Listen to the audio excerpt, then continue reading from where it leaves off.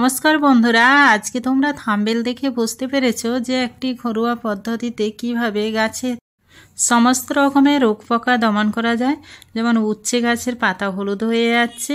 এই শীতে উচ্ছা হওয়াটা অনেক ডিফিকাল্ট ব্যাপার দেখতে।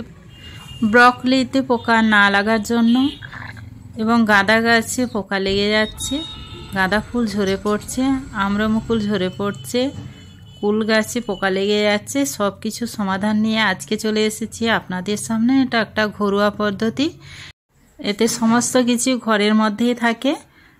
যেমন দেখতে পাচ্ছ, জল নিয়েছি, ভিম লিকুইড যেটা থাকে যেটা নিয়েছি, সরষার তেল নিয়েছি, এখানে হচ্ছে ফটকরিকে আমি গুঁড়ো করে নিয়েছি 1 চামচ।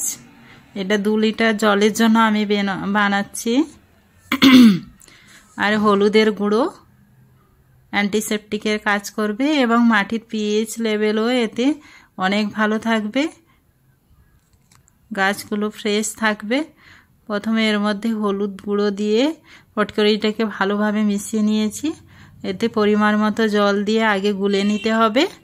এটা সপ্তাহে একবার বা 15 দিনে একবার ব্যবহার করলেও হবে। আপনার গাছে যেভাবে রোগ পোকা লাগবে সেইভাবে। এটা সম্পূর্ণ ঘরোয়া পদ্ধতি।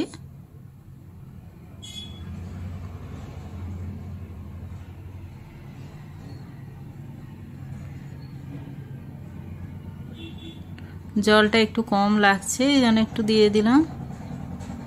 মানে সব কিছু মিশ্রণ করে কিছু সময়ের জন্য 10-15 মিনিট 20 মিনিট রেখে দেবেন। এখানে সরষার তেল দিয়ে দিচ্ছি 1 চামচ, যাতে এটা পাতার মধ্যে লেগে থাকে অনেক সময় ধরে। সেই জন্য এখানে আপনি সাদা তেলও ব্যবহার করতে পারেন। আর ভিম লিকুইড যেটা, সেটা সাবান, সেটা দিয়ে দিলাম 1 চামচ। দিয়ে ভালো করে গুলিয়ে নিতে হবে। ভিম লিকুইডটা দেওয়ার সঙ্গে সঙ্গে পানির মধ্যে একটা বাবলস চলে আসবে।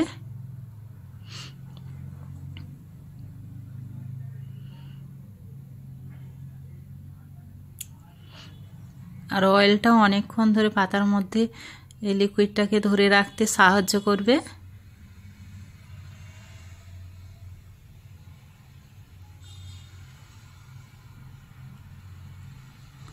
এটা কিছু সময় রেখে দেওয়া হবে।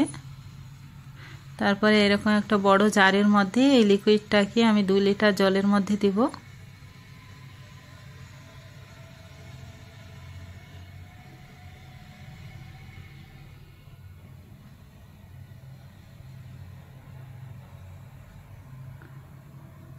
দিয়ে একটা স্প্রে ডাব্বার মধ্যে এটাকে ঢেলে দিতে হবে।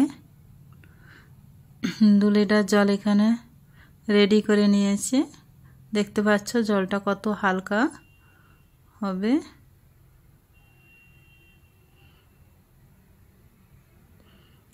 যেমন লাগবে সেরকমই দিব। দিয়ে আমি কিন্তু দুপুরের দিকে স্প্রে করেছি। এই যে